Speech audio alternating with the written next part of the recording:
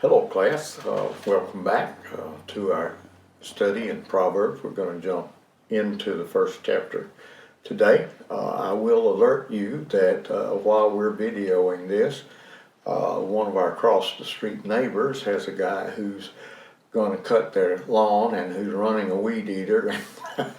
We'll try as best we can to not only say she can enhance my voice and overcome that, but so if you hear that going on, it's we thought by starting early we wouldn't have that kind of a bother, but anyway, we're going to press on. We're going to begin in the first chapter. I hope that you enjoyed the introduction last week. The first 7 verses, the author introduces himself and the form, literary form, and he gives an extended statement on why the Proverbs were recorded and stated a theological reason why his readers should become the kind of people he wanted them to be. Melanie's going to read those first 7 verses for us. The Proverbs of Solomon son of David, king of Israel, for gaining wisdom and instruction, for understanding words of insight, for receiving instruction in prudent behavior, doing what is right and just and fair, for giving prudence to those who are simple, knowledge and discretion to the young. Let the wise listen and add to their learning, and let the discerning get guidance, for understanding proverbs and parables, the sayings and riddles of the wise. The fear of the Lord is the beginning of knowledge, but fools despise wisdom and instruction. In the first verse, the author identifies himself and the literary form. Now, I don't know why, but scholars differ somewhat on whether the reference is to Solomon, if that includes the whole book of Proverbs or just part of it. But since we discussed in the lesson last week, there's more than one author in the book, so I don't know why there would be any kind of dispute about that. But anyway, since the various authors and editors are named in other sections, this phrase that he's using in the first verse here probably covers the first 9 chapters. And the same phrase in 10:1, 10th chapter and first verse, introduces that chapter through the 22nd chapter and the 36th verse. So Solomon wrote the majority of the sayings in the book. The word Proverbs gives not only the title of the book, but it designates the type of literature in the book. As we discussed last week, it's poetry, a type of poetry. And the word Proverbs refers to various forms of wise, insightful pronouncements. Now we're going to look at the purpose of the book. Verse 2, it was written to encourage others, to encourage them to acquire discipline, skill, in right living, so that they could attain wisdom and discipline. And it was also so that they could gain mental acumen for understanding the words of insight. The first of these is elaborated in verses 3 through 5, and it's the Hebrew word, hashma, which means wisdom, as we talked about in the introduction. The Old Testament often refers to mental and physical skills of craftsmen, sailors, singers, mourners, administrators, counselors, and others. But other times, in Proverbs, it focuses on the application of moral and ethical principles that result in skillful, godly living. A person with wisdom has expertise in godly living, and such wise, skilled living is a life of discipline and order. In Hebrew, the word understanding, also used in verse 5 and 6, means insight or ability to see between issues. Verses 3 through 6, Solomon expands on the statement in the first two verses. Verses 3 through 5, they elaborate on the qualities of life that must be acquired for leading a wise life. A disciplined life is one with high moral standards, a life in which one does what's right, just and fair. An immoral or unjust person can hardly be called wise in God's sight. The simple refers to a person who's naive and untaught. He's not an imbecile. He's not one who can't comprehend things, or he's not a fool who despises wisdom. Instead, he's one whose exposure to life and wisdom has been limited, and because of inexperience, he's gullible and he's easily influenced. So he needs prudence. That is cleverness and sensibleness. The simple and the young need wisdom, prudence, knowledge, and discretion, and discerning, and they're reminded of their need to grow in wisdom, in learning, and guidance. Guidance here literally translates steering. In verse 6, a person who understands words of insight understands the meaning of proverbs, parables, and sayings and riddles of the wise. The theme of the book is introduced in verse 7. Fearing the Lord, Solomon wrote, is the beginning of knowledge, and to fear the Lord occurs 11 times in Proverbs. Beginning is a Hebrew word that means the start. One cannot gain knowledge or spiritual things if he begins at the wrong point, refusing to fear the Lord. In other words, he doesn't recognize God's character and respond by revering, trusting, worshiping, obeying, and serving God. The essence of true knowledge is fearing God. Apart from him, a person is ignorant of spiritual things. The words of Proverbs 1:7, first part of the verse, are repeated in other verses near the end of the first section. In contrast with those who fear God and have knowledge, fools despise wisdom and discipline. Despise translates a Hebrew word that means to hold in contempt, to belittle, to ridicule. That word's used 7 other times in Proverbs.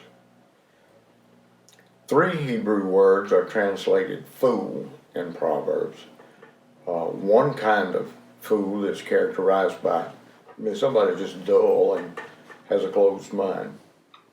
He's thick-headed and stubborn. I thought when I read that, that could be me. The word occurs more frequently in Proverbs than either of the other 2 words. 49 times in the book. By his laziness and short-sightedness, this kind of fool rejects information from others. Another word for fool is used only 3 times in Proverbs and refers to one who lacks spiritual perception And the third kind of fool is arrogant and flippant as well as mentally dull.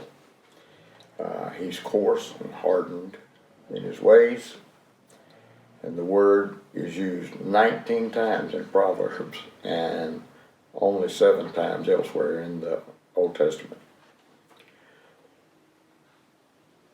The fools in verse 7 are those who, in their arrogant, coarse ways, reject God and wisdom. And 2 kinds of people are contrasted in this verse.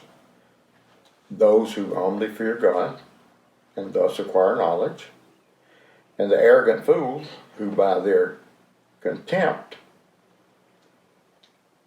hold wisdom and discipline in contempt. These 2 kinds of people are contrasted throughout most of the book of Proverbs. The words of Solomon on wisdom's values is discussed from verse 8, where we are now, through the 9th chapter and verse 18. This is a section that's an introduction to the collection of sayings contained in the remaining chapters of the book. So the purpose of this section, this 1:8 through 9:18, is to whet the appetite of the readers, so he or she will apply their heart to the parents' wise sayings. And Simon piles statement on statement to demonstrate the superiority of wisdom over the other way of life. Because the warnings against crime and adultery, his statements focus on a productive and meaningful existence. The material may be divided into 16 points. We're not going to cover all those today. But the first one is the value of wisdom in giving honor. Melody's going to read now for us verses 8 and 9. Listen, my son, to your father's instruction, and do not forsake your mother's teaching. They are a garland to grace your head, and a chain to adorn your neck. The word my son and my sons are used frequently in the first 9 chapters, 4 times in the chapters that follow that. So probably they are referring to Solomon's own sons, not students of a sage, because their mother's also referred to in verse 8. Teaching is the Hebrew word Torah, which we're familiar with. It's usually translated as law, but the way it's used here is translated teaching. The parents in an ideal Jewish home taught their children God's law. The same word, Torah, was used for both law and for instruction in it. Verse 9, if the children heeded the parents' teachings, they were promised a garland, which was some kind of head ornament, and a neck chain. That is, if they heeded parents' instruction, it would give them an attractiveness of life and position, and they would be honored. This is an implied contrast to that of disobedience and rebellion, which leads to dishonor. Verses 10 through 33 cover the value of wisdom in preserving from disaster. We're going to look at verses 10 to 19, which covers the disaster that accompanies the pursuit of wickedness. We all know that the appeal of wickedness, which is so attractive initially, but these verses are going to show its full scope. Foolish person is dazzled by the prospects of acquiring wealth easily and being gratified quickly by the immediate. But a wise person views the consequences of such sin and folly. Let's look at verses 10 through 14. My son, if sinful men entice you, do not give in to them. If they say, "Come along with us, let's lie in wait for innocent blood. Let's ambush some harmless soul. Let's swallow them alive like the grave, and whole like those who go down to the pit.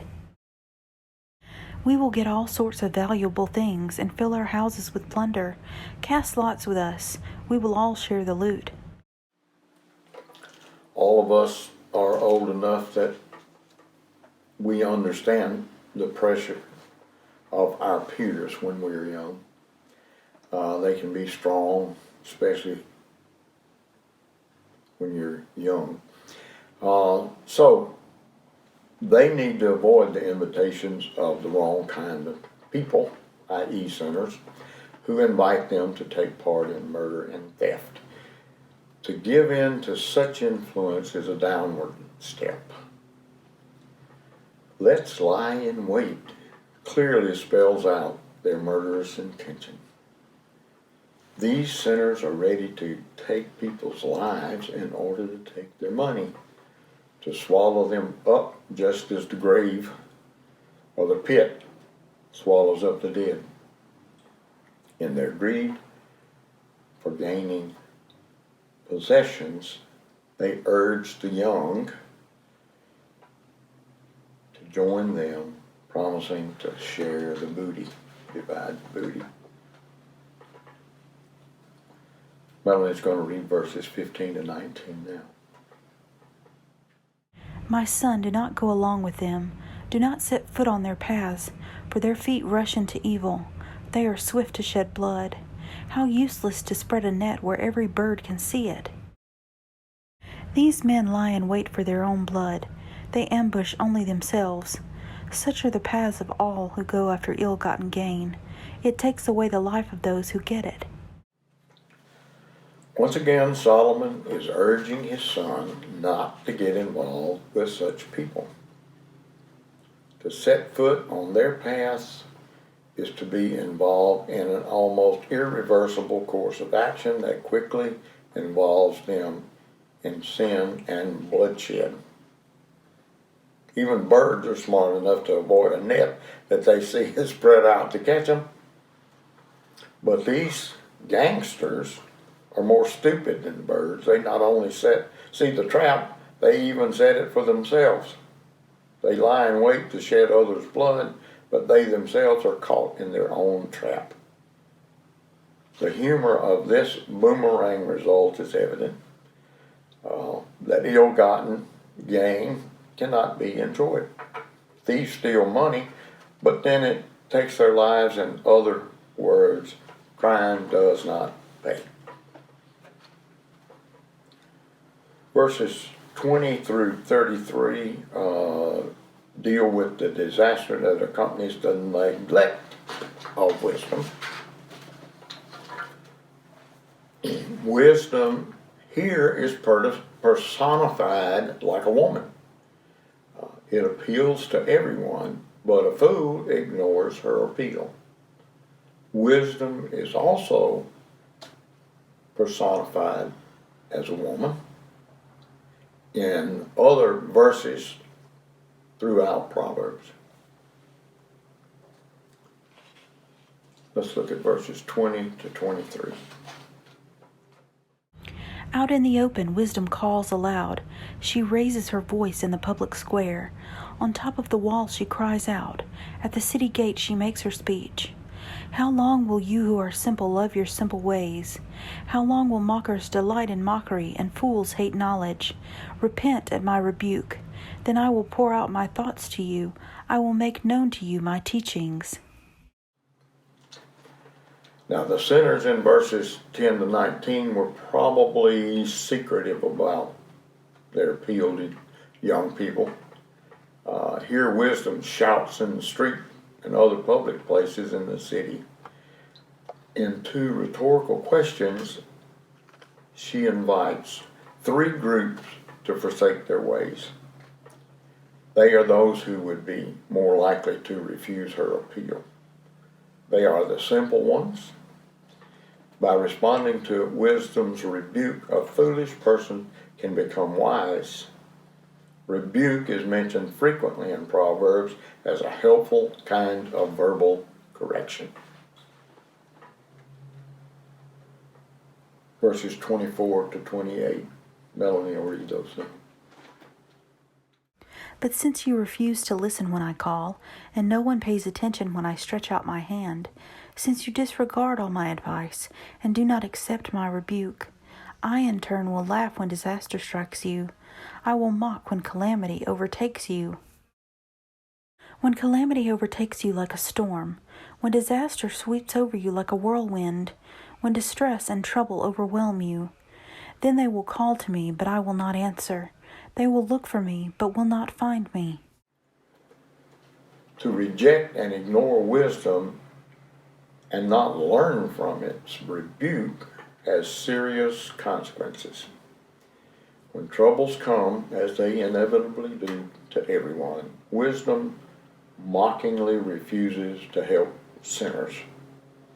Wisdom's laughing at disaster and calamity seems cruel, but this simply means that spurned advice will haunt its rejecter when calamity comes. She had called them and they had refused. Now this would be reversed with the same results. They would call, but she would not answer. When a fool who has earlier rejected wisdom attempts to start over and follow the wise path, his efforts are of no avail.